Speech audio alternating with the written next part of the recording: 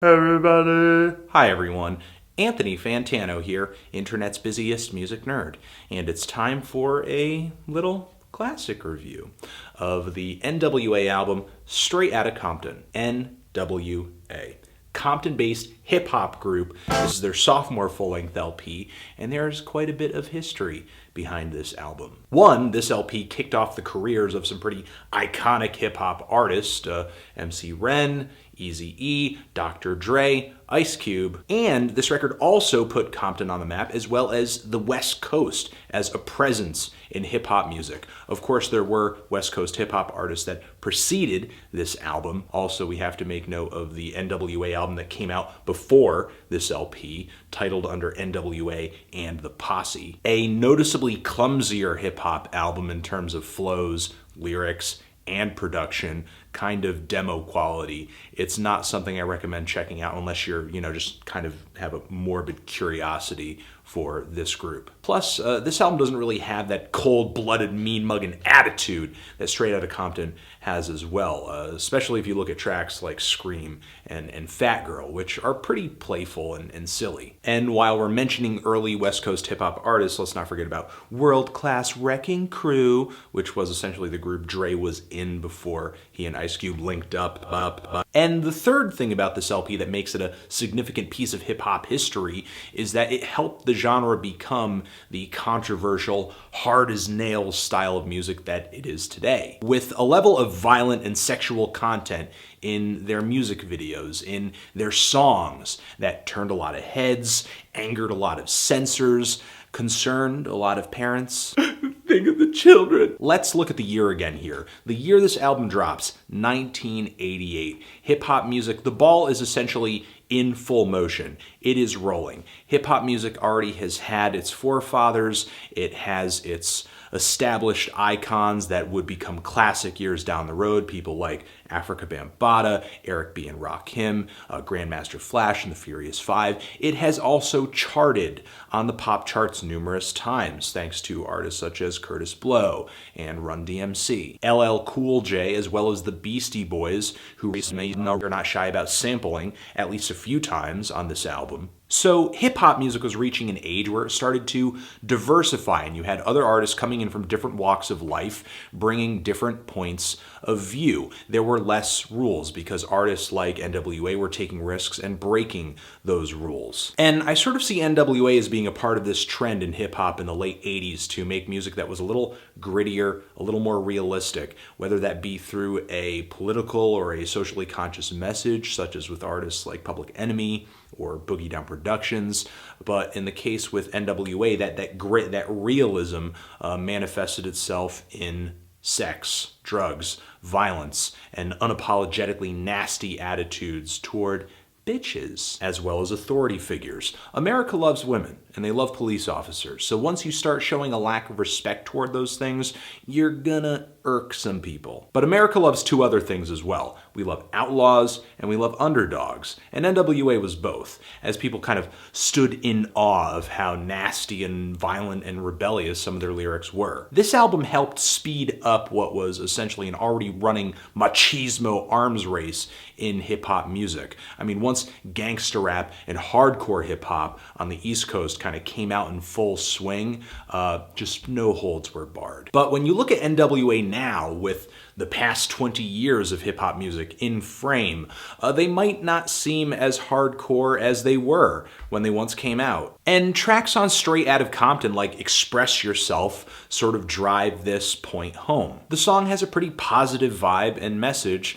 and is backed by a very sunny funk sample. Even Dr. Dre, as he is rapping on this song, he raps the whole length of the track, spits about suckers tickling him pink to his stomach. It's an adorable moment. So yeah, in a way this album has been kind of dated by advancements in the fields of aggression as well as coarse language in hip-hop music. I can't really think of the last critically acclaimed hip-hop album that has so frequently used the word ding-a-ling. It was the 80s. The flows and the rhyme schemes on this album were kind of rudimentary when compared to some of the more technical deliveries that would turn up in the 90s. Though this album does have its moments, like with Ice Cube on Parental Discretion is Advised, or MC Ren on If It Ain't Rough, It Ain't Me. And Dr. Dre and DJ Yella, while they did have some great sample-based production on this album, it wasn't really as skilled as what the Beastie Boys would be doing next year with the Dust Brothers on Paul's Boutique,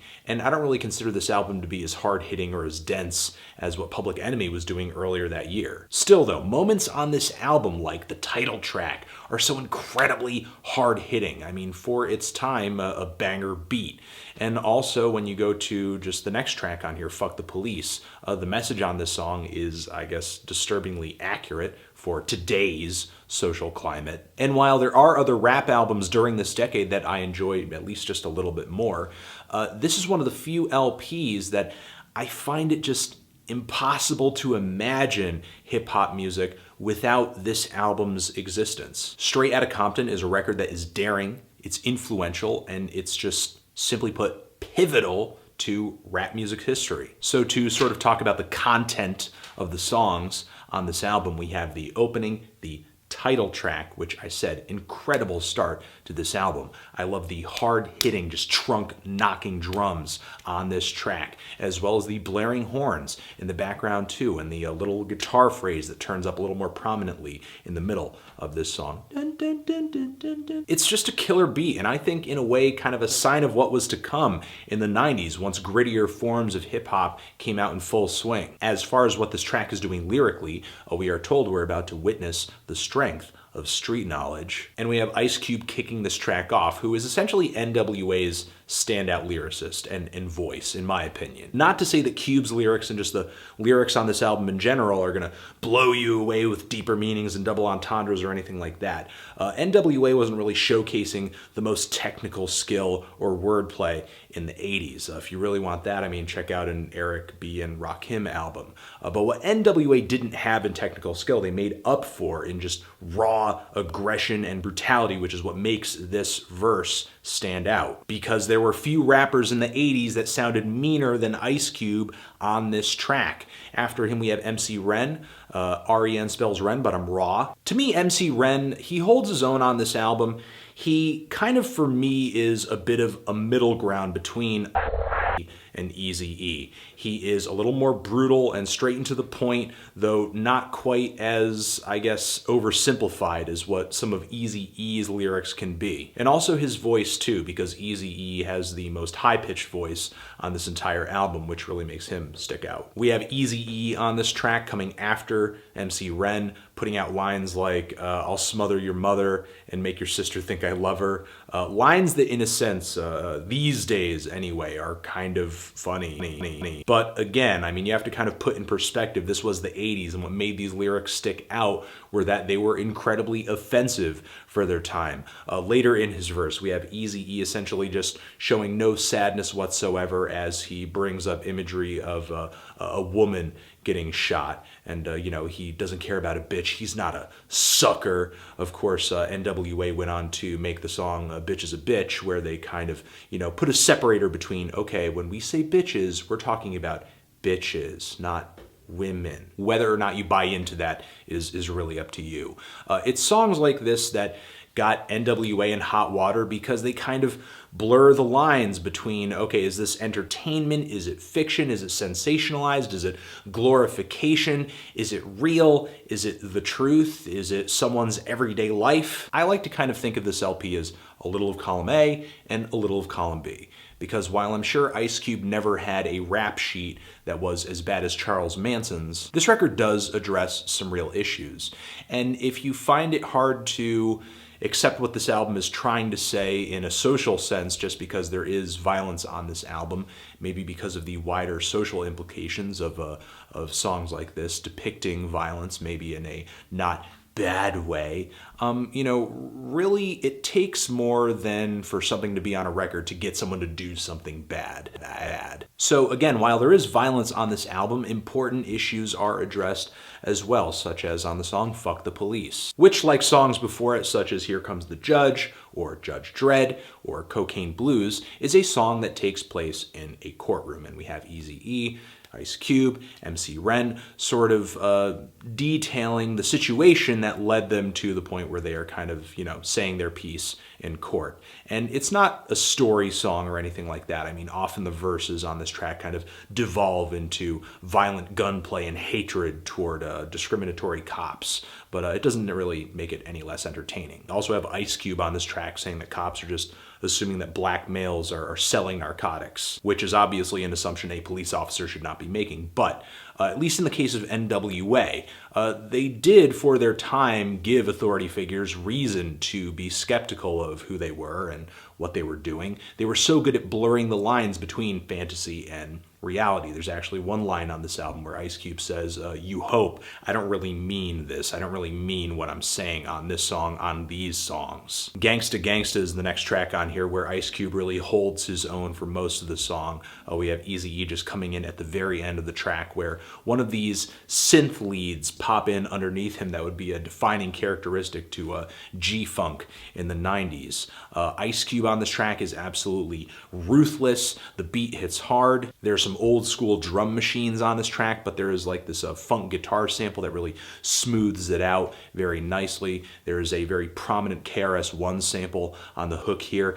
It's not about a salary, it's all about reality. Lyrically, we're getting a lot of anecdotes here, a lot of gunplay with the song If It Ain't Rough with MC Ren. It's essentially just kind of maybe the sequel to this Gangsta Gangsta track. We kind of have an Ice Cube song here with a little bit of Eazy-E, and here we're just having an MC Ren song, which has a very similar sonic build to it in terms of how the sample works into the drum machine. And while there are some silly lyrics on this track as well, where we have MC Ren saying that he'll grab your girl to go take a nap with him, on this track, with many other lines on here too, we sort of see him portraying himself as being a villain, all in black. Most definitely one of the earliest MCs that I have heard, sort of taking the bad guy role and just really embracing it. We have parental discretion is advised, is with a Z, and this is the first time we have Dr. Dre popping up for a full verse on a track. The doc actually kicks the song off with a nice intro, and this track, it doesn't have a huge hook or anything like that. It's drums, it's lyrics, it's a bunch of MCs playing off of one another lyrically. This is the first track on this album that is just the essence of hip-hop at its core. Express Yourself, that I mentioned earlier, comes up after this, and like I said, it's really a standout on this album in that it has a different and much more positive vibe when you compare it to the other cuts on this album. And even though this track sticks out like a sore thumb, I think it only does so because it doesn't play into the narrative of what the media sort of portrays N.W.A as, and what fans portray N.W.A as, the hardest, most dangerous music group in the world. If you can kind of just dip out of that tag for a second, what we essentially have here is just a really nice, genuine hip-hop song with a nice sentiment and message to it. Now, the second half of this LP, after Express Yourself, I think a lot of the songs on this half, I'm just guessing, might be a little older than what was on the first half, because I think a lot of the drum sounds and just the production styles on this record, and the rap styles too, are just a little more dated. The first half of this record feels like it could have come out 3 years from now, whereas this second half just, really feels like 80s golden age hip-hop music. You have Compton's in the House, which is essentially a posse cut where Compton is stepping to, challenging other rap posses, putting themselves above everyone else in terms of skill and talent and ability. You have I Ain't the One, which is kind of in the same vein of some previous tracks, the Beastie Boys, She's Crafty, or Public Enemy's Sophisticated Bitch, showing just general distrust toward women and romantic relationships because these ladies, they just want his money, whereas I guess he just kind of wants sex. His flow on this track seems kind of KRS-esque. And the song Dope Man, even though it may have kind of a very simple skeletal beat to it,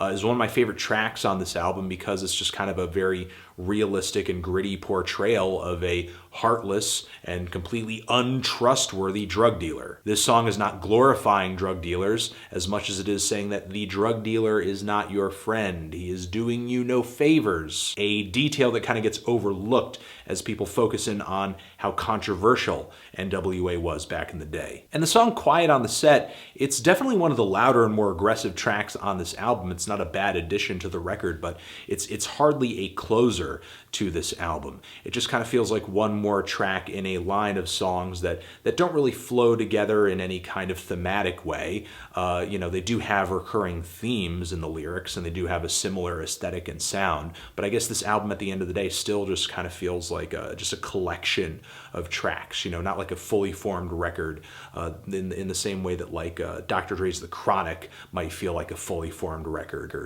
But still, this mere collection of tracks helped mark what was a rift, a musical and cultural rift in rap music. And personally, I still think it makes for an entertaining listen today. These are essentially my thoughts on Straight Outta Compton. Love this record. Fantastic hip-hop record. Great old school hip-hop record. Yeah, it's a little nasty. It's a little mean, but I enjoy it for that. And I know that there are other hip-hop records that have different messages and different types of lyrical content. So if I'm looking for something else, I'll go listen to that. If I'm looking for something fucking mean and in your face and fuck you, I will listen to this. Cool. Transition. If you've given this album a listen, what did you think of it? Did you love it? Did you hate it? Why? What do you think I should review next? And that's it. It's classic review, It's everything's cool. Everything's sweet. You're the best. Love you. Forever.